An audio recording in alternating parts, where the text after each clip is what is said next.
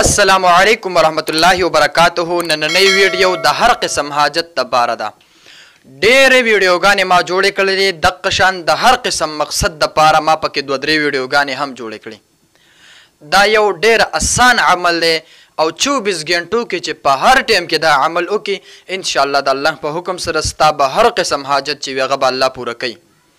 او هغه عمل ډېر اسان دی او د الله جل جلاله مبارک نومونه دي 4: یا الله، یا رحمانو، یا رحیمو، یا هادي.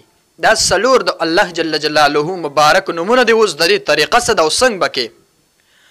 نو الله جل جلاله دا مبارک نومونه ځکه چې د الله جل جلاله دا نوم مبارک دا چې واخلې نو الله به ستا هر قسم حاجت پوره کوي. په 24 غنټو کې چې دننه هر ټایم تا دا عمل وکړو د الله په حکم سره ستا به هر قسم حاجت پوره کیږي. خو د دې سره سره به تاسو د هر قسم ګناه نه ځان ساتئ. اوس نن سبا که ته وګورې نو دا خلک ګناه ته ګناه نه وایي، دا د ټولو نه بدترین دا زما ستا دا سوچ او دا وهم او دا ګمان چې جوړ شوی دی چې ما ورته ګناه ته ګناه نه وایو، دا ډېره غټه د نقصان خبره ده. که د وړې نه وړه ګناه ولې نه خو ځان ته دا آیات کریمه را مخې ته کوه. د الله جل جلاله دا قرآن مجید کې یو آیت دی، الله جل جلاله فرمای د اذا زلزلت الارض زلزالها. په دې صورت کې اخیرنی 2 آیاتونه دي. فمن یعمل مثقال ذره خیرا یره ومن یعمل مثقال ذره شرا یره. دا 2 نو دا ځان ته رایادوه چې د ذرې برابر ګناه ولې نه د قیامت په ورځ به څه کیږي، د دې به هم حساب کتاب کیږي. فمن يعمل مثقال ذره خيرا يره ومن يعمل مثقال ذره شرا يره. هیڅ ذره به هم ستا تړلی کېږي که هغه هر څنګه ګناه وي، وړې نه وړه ګناه ولې نه هغه به د هغې به حساب کتاب ستا سره کېږي. او دغه شان د ذرې برابر تا نیکي کړې وه هغه به هم ستا سره حسابېږي او ستا به په عملنامه کې لیکلی کېږي.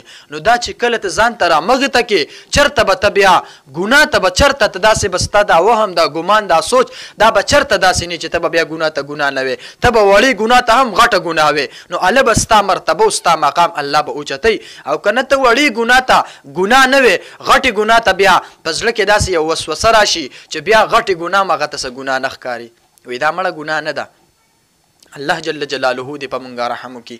نو څه تاسو به د ګناه نه ځان بچ کوئ د دې سره. نو انشاءالله چې دا عمل دی هر ټایم وکړو په 24 غنټو کې دننه نو څه به کېږي، الله جل جلاله به ستا حاجت پوره کوي. خو څه یو به تاسو داسې چل کوئ چې د ګناهونو نه به ځان رامنې کوئ. 2م نمبر دا د دعا اهتمام به کې بس د الله جل جلاله نه به دعا غواړئ، یا الله پاکه زما دا حاجت دی بس پتا مې ته به پوره کوې، بل څوک نشته، بل یو در مې نشته چې زه ورته ودرېږم، یو ته بس زما یو ته صرف در دی او د هغې ته زه ولاړ یم.